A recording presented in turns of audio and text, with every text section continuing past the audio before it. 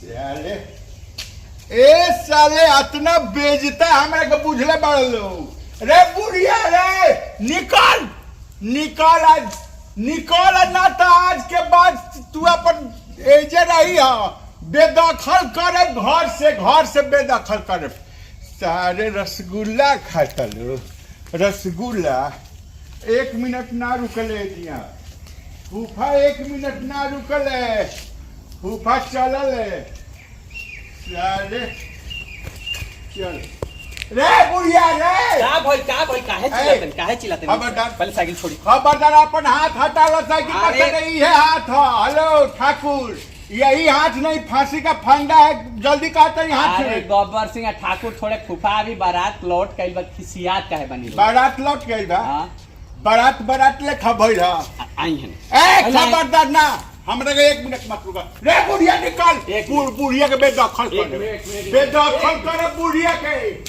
बूढ़ी राम चुतारे चलते हमें जावत रहनी है आई चल खाई आई है ना बैठी के हाथी संकल भी कुछ भी आई तबे मानी हाथी संकल भी खबरदार बैठी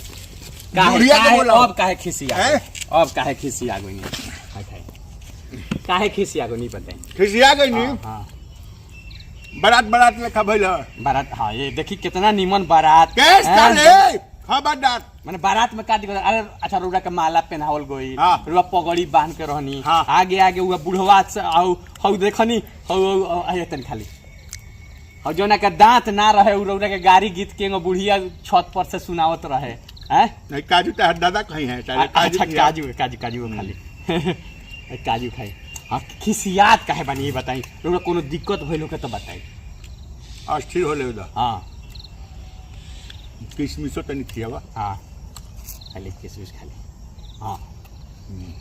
बोले काहे खिसियात नहीं रोरा बार-बार खिसियानी अच्छा ना लागेला एगो बात कही हाँ बोले प्रभुनाथ तार दादा हमें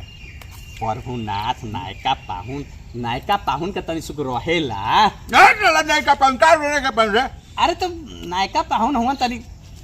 कह तनी सारे बाराती में गनी था हाँ हैं हाँ अनहार में ऐसा ही ना लो को रास्ता अरे तो जनरेटर खराब हो गया है नायका पाहुन के हाँ उतार नायका पाहुन जोन बारे साले के चप्पल से का हो गइल माने काहे खिसेल बनी बताई तो ओकरा आगे दूगो मोबाइल टर्च देखावत रहले से हां लाइन कटर है लौकत ना रहे हां अच्छा ले ओकरा बाद हम पीछे ही रहनी अनहार में ढिमला गरी सरसों में अरे तो कहेला नु तोहरो के का रहले उ का हवे कलेक्टर हवे उनका दूगो टर्च देखावे वाला रहे हैं जी हम ढिमलाइल बनी सरसों में चल के पूछे वाले नहीं अरे तो रेलवे में 4th ग्रेड में बाड़े सरकारी नौकरी बा तो उनके के काहे ना ले गइला हमरे काहे ले गइला अरे फूफा हुआ तू ना जेबा त सामान के अगोरी समियाना में साले तो फूफा ढिमलाइल बड़े सरसों में तरह के ओर पूछे वाला केहू ना रहे। अरे तो हम तरह के 3 गो उनका टरच लागता तब चली है तनिका जो खिया एक खिसिया मत ला खिसिया मत तो तारा हम बानी नु उहे ना गइनी सा हमरा बाया पंजरा में अभी ले दर्द बा। अच्छा तेल गरम करके मलवा दी केहू पूछल है अभी ले ना हम पूछत नहीं हम ए सुन रे लेनी के तेल गरम करके मल ए जे लेनी के तेल अब का ये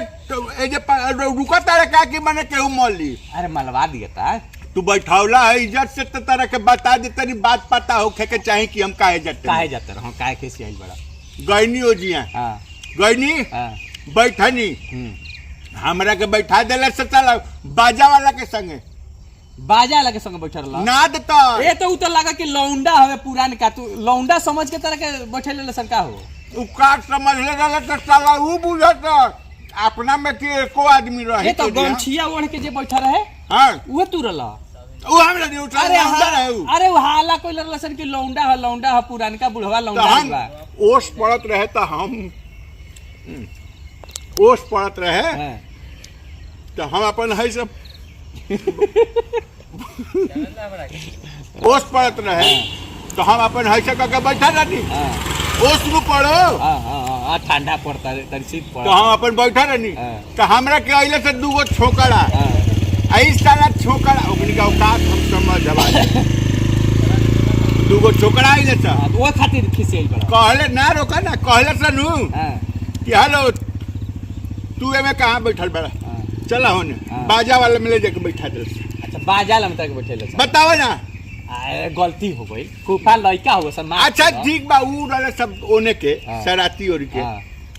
तो हनी में से कोनो एको आदमी खोजल कि फूफा कहाँ बाड़े। अरे तो हमनी के तो खोजेगा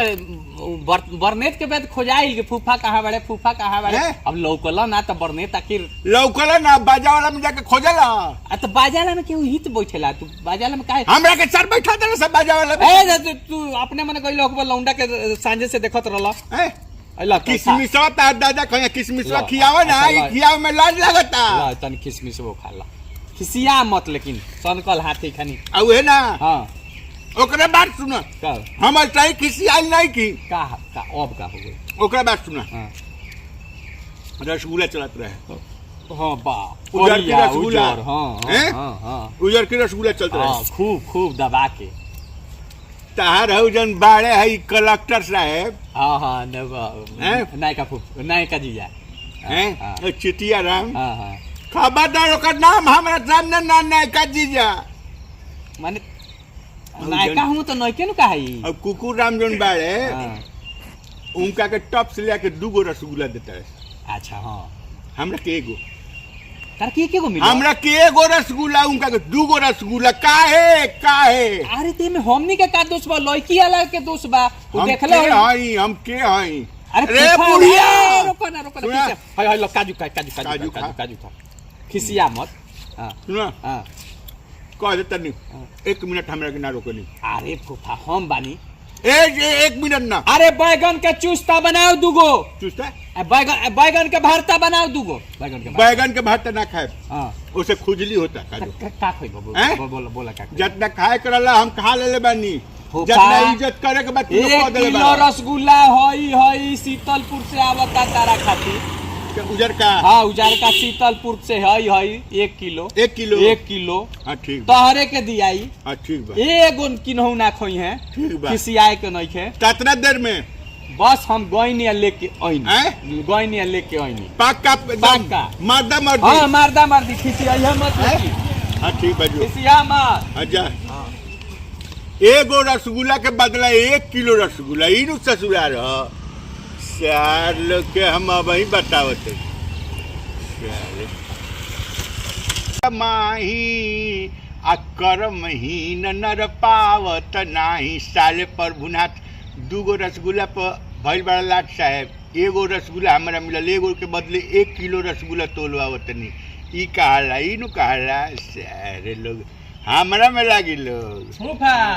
आव अरे रसगुल्ला खातिर फोन कइनी ह अच्छा आवता ना दुकानिए बंद बा कहता परसों खुली कौन शीतलपुर वाला बंद बा हां रोकत अब तू आ तारा के आज माने दोसर चीज खियाओ तनी अनु ए साला दोस्त अरे फूफा अरे तो दुकान बंद बा ते में हमार का दोस्त बा दोसर चीज अरे ते में हमार का दोस्त बा दुकान बंद ए बुढ़िया सुन और ये तो रसगुल्ला ले ले ये सुन और ये तो रसगुल्ला लेके आई है ना तो बेदखल करब अपना घर से लड़का फैका सब के नाम दूसरा माई के नाम पर जाई। अरे ता माई दोसर हो गया। अरे दोसर माई एमे हमार का दोस्त बताई एमे हमार का ए साले हमरा के लौंडा समझ के बैठा देला से साला बाजा वाले में ए जाके एको में देखला लो कि फूफा कहां बड़े फूफा हमरा में दोस्त खबरदार दे दोस्त के जरा हट अरे हट बस कुकुर सारे लोग साला